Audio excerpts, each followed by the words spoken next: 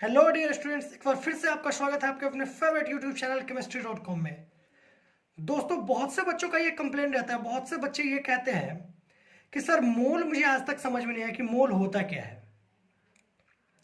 और 11-12 pass out कर जाते हैं, वो इंजीनियरिंग लेवल पे चले जाते हैं, फिर भी मोल में उनको दिक्कत होती ही होती है। तो आप इस वीडियो के अंत तक बने रहिए। आई होप सो कि आज के बाद आपको मोल की कभी भी प्रॉब्लम नहीं होगी। तो आइए हम लोग शुरू करते हैं। सबसे पहले ये देखते हैं मोल की अवधारणा, यानी कि मोल कंसेप्ट क्या है। तो बच्चों देखिए, मोल है क्या। मोल पदार्थ की मात्रा की इकाई है। मोल क्या है? किसी भी पदार्थ की मात्रा की इकाई है, यानी यही से मोल किसी भी पदार्थ की मात्रा की इकाई है, यही से मोल क्या होती है, शुरू होती है। दूसरी बात है कि मोल एक निश्चित मात्रा को प्रदर्शित करती है। जैसे आप बात करो कि शतक की बात करते हो तो क्या करते हैं हम लोग, 100। अगर MS धोनी ने अर्धशतक जमा दिया मीन्स 50 रन बना लिया, दोहरा शतक मतलब 200। वैसे ही 1 दर्जन बराबर 12 होता है। वैसे ही मोल एक निश्चित मात्रा को प्रदर्शित करती है, और 1 मोल बराबर होता है 6.022 गुना 10 के पावर 23। और ये जो नंबर है ना हमारा 6.022 गुना 10 के पावर 23, इसी को हम लोग एवोगाड्रोस नंबर भी बोलते हैं। क्या बोलते हैं? Avogadro's number.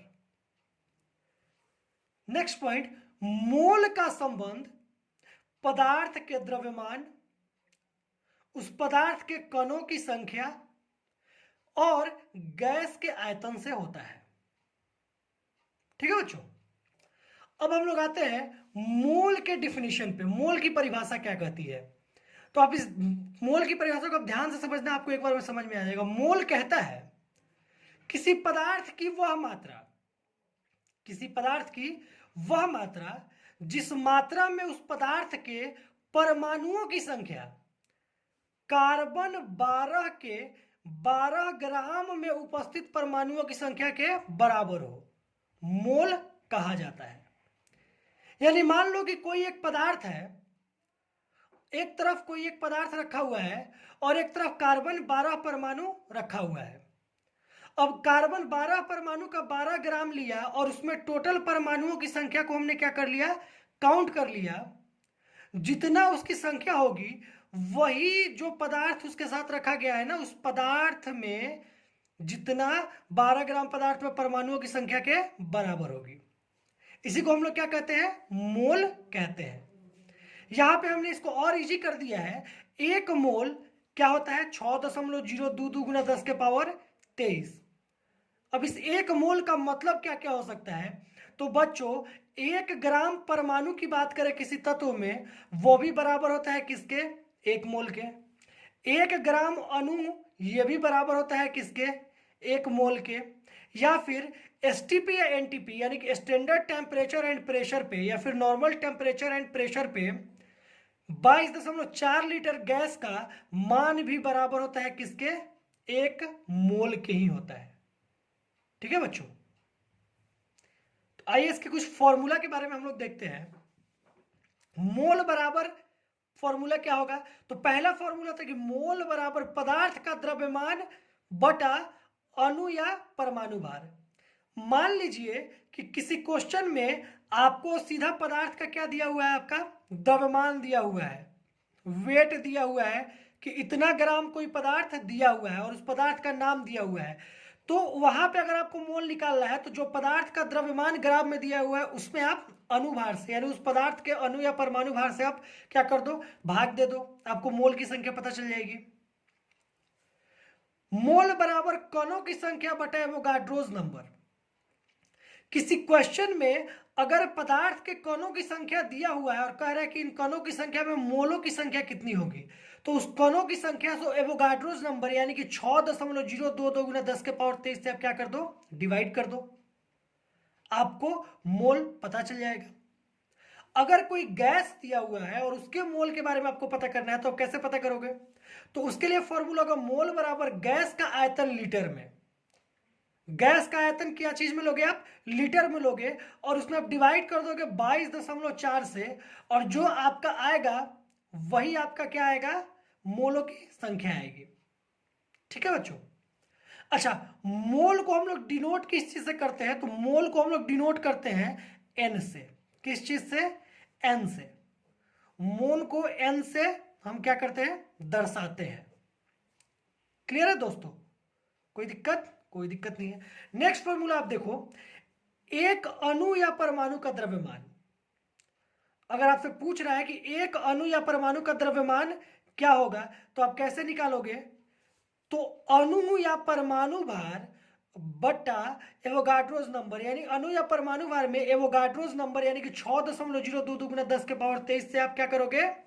डिवाइड कर दोगे, और जो आएगा वही आएगा एक अणु या परमाणु का द्रव्यमान। तो आई होप सो दोस्तों कि आपको मोल के बारे में समझ में आ गया। आइए आपको कुछ चीजें मैं दिखाता हूं। देखो, बहुत ही सिंपल तरीका है इसका। मैं इस पे नेक्स्ट वीडियोज में मैं इस पे कुछ आपको न्यूमेरिकल्स भी करवाने वाला हूं ताकि आपको समझ में आ जाए। तो देखो, मान लो कि एक मोल एक्स आप ले रहे हो। यहां पे एक्स आप कोई भी तत्व या यौगिक मान लो। एक मोल एक्स बराबर क्या होगा? तो एक मोल एक्स का मान होगा 6.022 गुना 10 के पावर 23 बराबर अणु या परमाणु भार। अणु या परमाणु भार। समझ में आया दोस्तों? अभी समझ में आ जाएगा। आप देखो, तो जैसे मैंने यहां पे लिखा कि एक मोल ऑक्सीजन परमाणु बराबर क्या होगा? तो एक मोल ऑक्सीजन परमाणु का भी वैल्यू क्या हो जाएगा? सेम इतना ही हो जाएगा, 6.022 गुना 10 के पावर 23 बराबर परमाणु भार ऑक्सीजन का कितना होता है? तो ऑक्सीजन का परमाणु भार आपको पता है कितना होता है? 16 ग्राम होता है। अगर यहीं पे कहता है एक मोल ऑक्सीजन O2 अणु बराबर क्या होगा? इसकी भी वैल्यू वही हो जाएगी, 6.022 गुना 10 के पावर 23 बराबर 32 ग्राम। अब कुछ भी ले लो, एक मोल कार्बन परमाणु ले लो आप। एक मोल कार्बन परमाणु की वैल्यू भी सेम ही होगी, 6.022 गुना 10 के पावर 23। और यहां पे कार्बन के परमाणु का परमाणु भार क्या होता है? तो 12 ग्राम। एक मोल आप कुछ भी ले लो, H2O ले लो।